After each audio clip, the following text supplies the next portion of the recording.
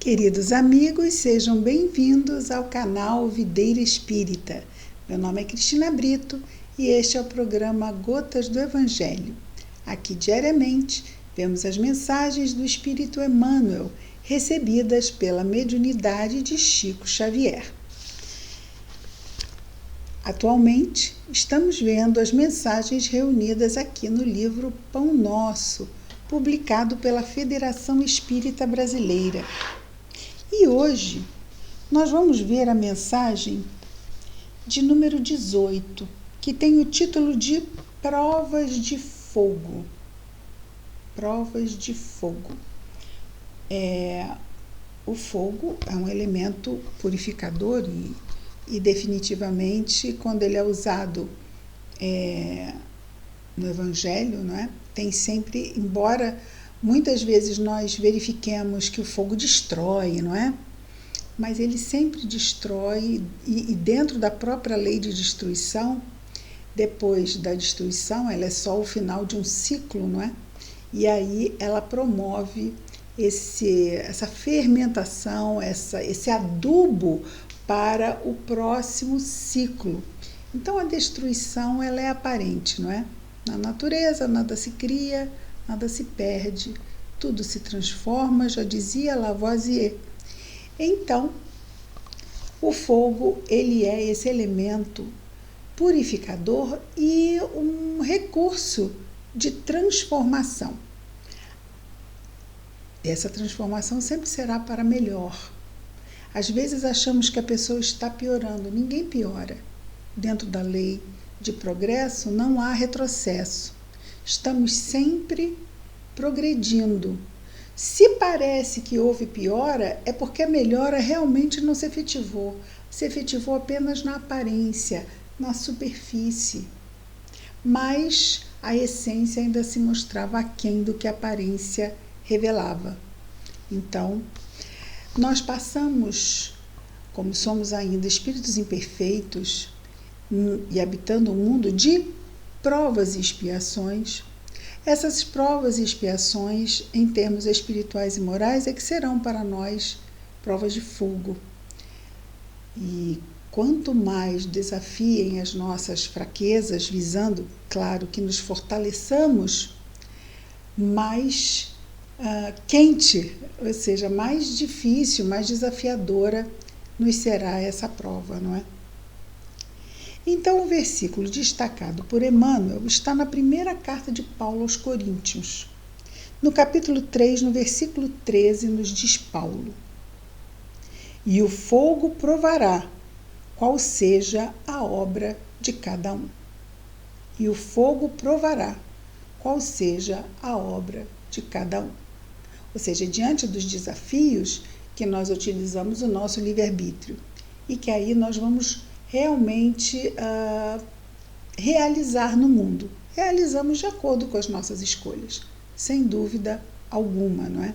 E estávamos comentando hoje mesmo, aqui em família, sobre uma imagem que eu vi numa rede social de uma mulher à frente do espelho. E ela pergunta ao seu reflexo, quem é você? E o reflexo responde: eu sou as suas escolhas. Muito forte e profundo, não é? Exatamente. Nós não somos as escolhas dos outros. Os outros não têm poder de decidir sobre a nossa vida, mesmo se fazemos o que o outro quer que façamos. Mas isso só acontece porque cedemos a nossa vontade à vontade do outro. E sobre isso não é o outro responsável, somos nós, porque a vontade é minha. Quer dizer, é nossa, né? Não só minha, como cada um tem a sua. Então, Emmanuel vai comentar as palavras de Paulo, que eu repetirei. E o fogo provará qual seja a obra de cada um. A obra é a resultante das escolhas, né? Do uso do livre-arbítrio.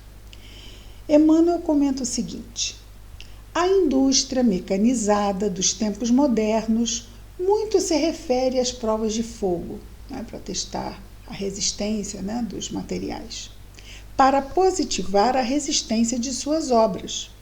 E ponderando o feito, recordemos que o Evangelho igualmente se reporta a essas provas, as provas de fogo, há quase 20 séculos com respeito às aquisições espirituais.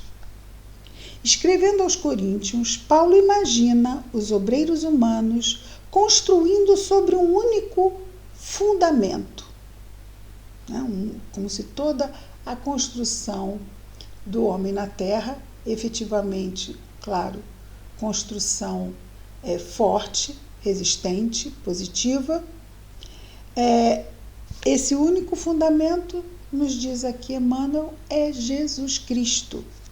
Ou seja, claro, o Evangelho que Jesus nos trouxe e que nós personalizamos esse Evangelho em Jesus. Organizando cada um de nós, as próprias realizações de conformidade com os recursos evolutivos. Claro, cada um vai fazer as escolhas da melhor forma dentro do nível evolutivo em que se encontra.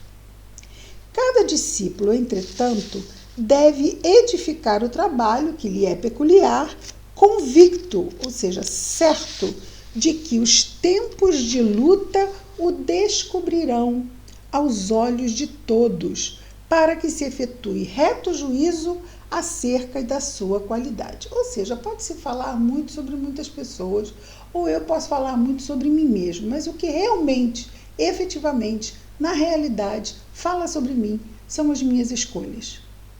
O que está no mundo é do que nós escolhemos e decidimos fazer sobre as nossas vidas e sobre nós mesmos. Essas escolhas nos manifestam ao mundo de forma inequívoca. E são essas escolhas que vão fazer com que se ajuize, não é, a nossa qualidade, principalmente diante da nossa própria consciência. Emmanuel continua: o aperfeiçoamento do mundo na feição material pode fornecer a imagem do que seja a importância dessas aferições de grande vulto. Então, agora ele vai trazer situações do mundo material onde vão se aferir valores. Alguns exemplos. A Terra permanece cheia de fortunas, posições, valores e inteligências que não suportam as provas de fogo. Então, vamos imaginar. Exemplo. Porque vamos pensar aqui na questão da fidelidade. Fidelidade. Sabemos que tanto alguém sem fortuna pode trair como alguém com fortuna. Mas vamos pensar, não só casos amorosos, mas como próprias amizades. Quando há fortuna, né, quando há muito dinheiro, muitos amigos se aproximam, muitos potenciais apaixonados, que na verdade só estão se aproximando e se apaixonando pelo dinheiro da criatura e não pela criatura. Mas como ela está encharcada de vaidade, daí a prova, não é? Muitas vezes pode estar, não é? E só vai cair se estiver, achando e acreditando que realmente é ela que faz com que eles se aproximem, ela pode comprometer. Esse é apenas um traço de exemplo entre inúmeros outros, porque aqui ele fala que não apenas a fortuna, a inteligência. Vamos imaginar uma pessoa muito inteligente que se acha melhor do que os outros, porque é muito inteligente, e o outro não. Tem até programas e séries de televisão que falam sobre isso, né? Pessoas muito inteligentes que se acham, porque são muito inteligentes, melhores que os outros, e aí, se acham melhores, os outros são piores, inferiores, né? A questão de superioridade e inferioridade, e isso também pode comprometer o espírito imortal. De novo, o uso do livre-arbítrio afastado, claro, porque se eu recebo esses recursos da providência divina e faço mau uso, ou seja, um uso que não esteja de acordo com as leis de Deus, lei de amor, justiça, caridade, aquela oportunidade vai estar seriamente comprometida. Então ele diz: a Terra permanece cheia de fortunas, posições, valores e inteligências. Esses são recursos de Deus, não são da criatura, que oferece a nós quando reencarnamos. Então ele diz aqui que muitos não suportam as provas de fogo nessas condições. Lá no Livro dos Espíritos, inclusive, diz que é muito mais fácil cair na abundância de recursos materiais, sejam esses, né, ou outros, do que na falta de recursos. Então, que a riqueza é uma prova muito, muito mais difícil do que a pobreza. A porta larga, a porta estreita, nesse sentido, né? Porque a riqueza não nos dá muita, vamos dizer assim, muito movimento. Nós estamos muito limitados devido aos valores muito justos que temos para viver. Já quem é muito rico pode perder a noção de limites devido à grande quantidade. Às vezes a gente quer muito ser rico, mas será que a gente se daria bem nessa prova? Né? Vamos pensar, Deus nos deu essa prova, talvez ele tenha seus motivos, né? Então a Terra permanece cheia de fortunas, posições, valores e inteligências que não suportam as provas de fogo. Mal se aproximam os movimentos purificadores, descem precipitadamente os degraus da miséria, da ruína, da decadência. Uma questão muito, quando muitas vezes vem essa questão das posições, das fortunas, da fama, hoje em dia, né? Hoje temos a fama. Por algum motivo, um programa, um canal de YouTube, não é? Não sem fins lucrativos, canal de YouTube que tem, não é? Que está aí para fazer o sucesso do mundo, muitas vezes as pessoas começam a se perder, envolvidas por ideias equivocadas e às vezes, muitas vezes em álcool, em drogas, não é? Em traições, e isso vai dizer não só das grandes fortunas, ou muita beleza, também é algo, né? Nós vemos aí quantos grandes modelos, atores, que tiveram sua juventude sucesso pela beleza e se perderam nas drogas, né? Então, claro que nós não estamos dizendo que esses recursos que nos são dados, seja beleza, seja inteligência, seja dinheiro, que esses recursos levam alguém à queda de forma alguma, mas são provas mais difíceis, porque nós ainda nos impactamos muito com o que os nossos sentidos percebem.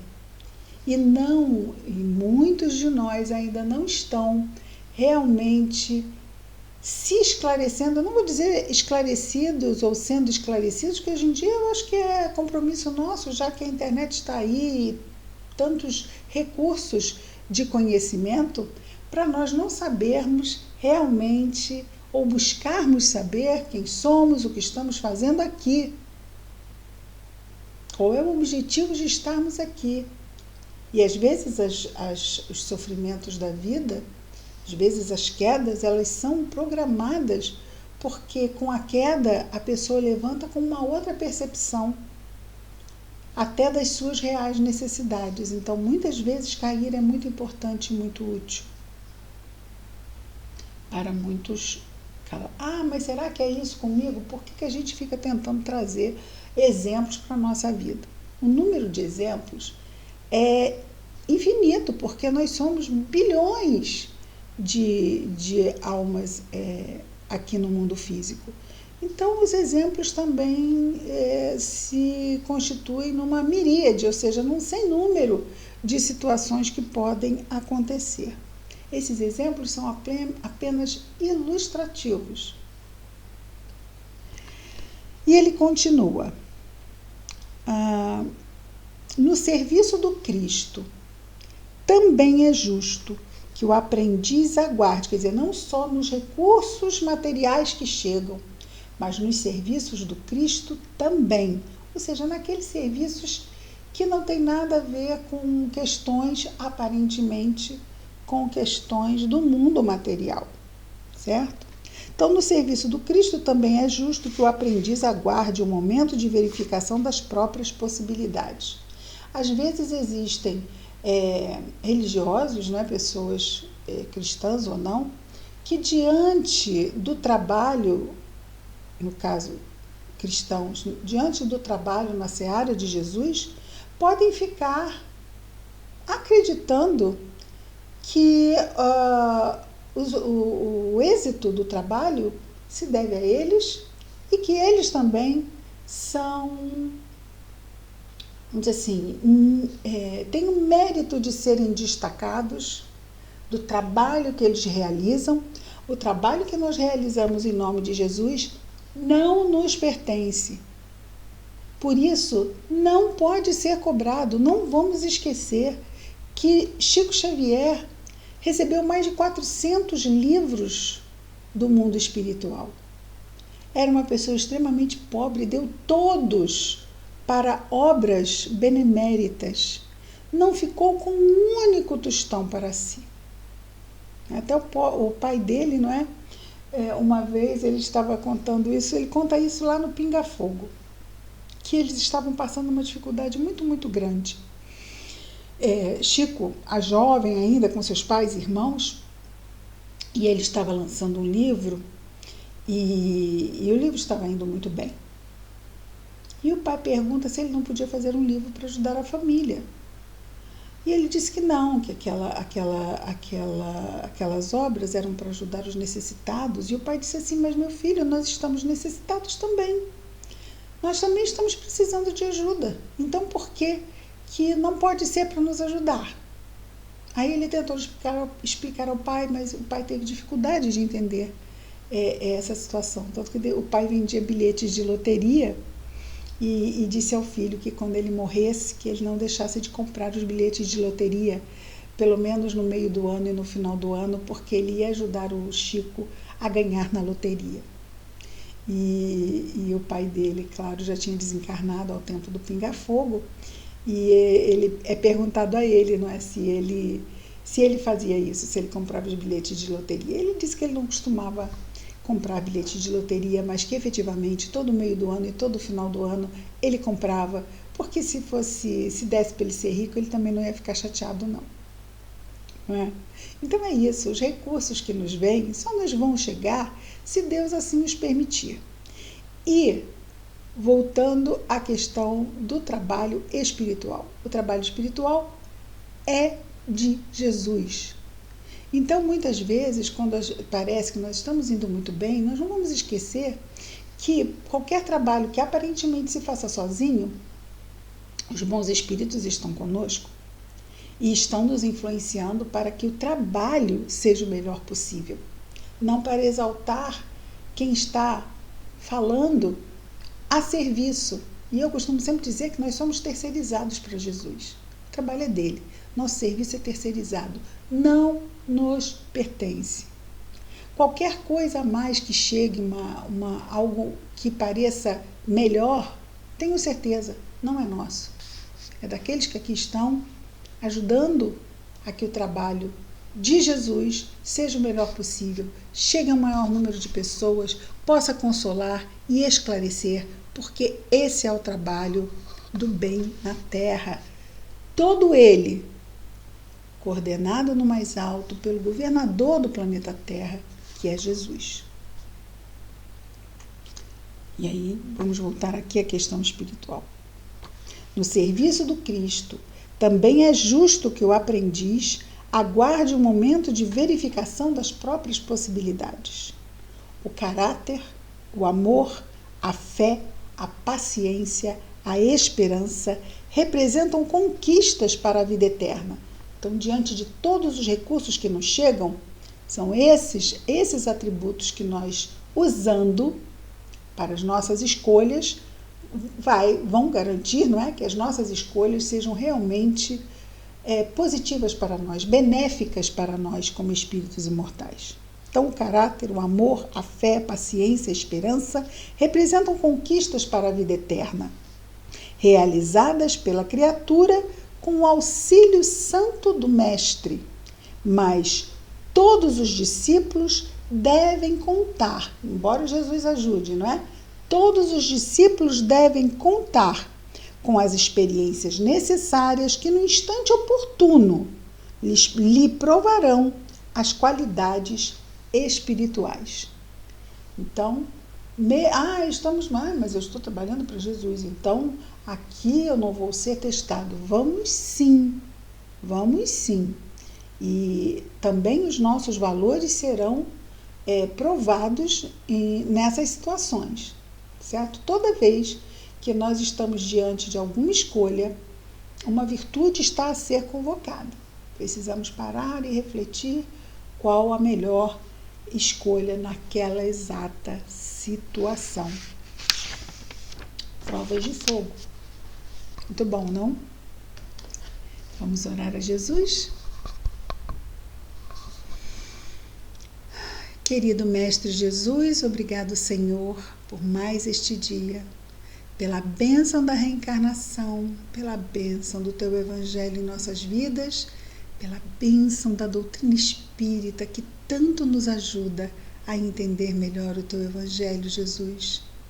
Abençoa-nos em nossas provas, em nossas expiações, em nossos esforços. Ajuda na nossa vigilância, Jesus. Abençoa o nosso anjo guardião. Abençoa os nossos afetos queridos. Mas abençoa também, Jesus, todos os nossos irmãos de humanidade, em especial aqueles que passam as provas mais difíceis e se sentem sobrecarregados, se sentem em sofrimento. Abençoa-os, Senhor, aonde quer que se encontrem. Que as Tuas bênçãos estejam sempre em nós e entre nós, hoje e sempre, Senhor, graças a Deus. É isso, amigos. Amanhã estaremos de volta com mais um programa Gotas do Evangelho. Muita paz a todos.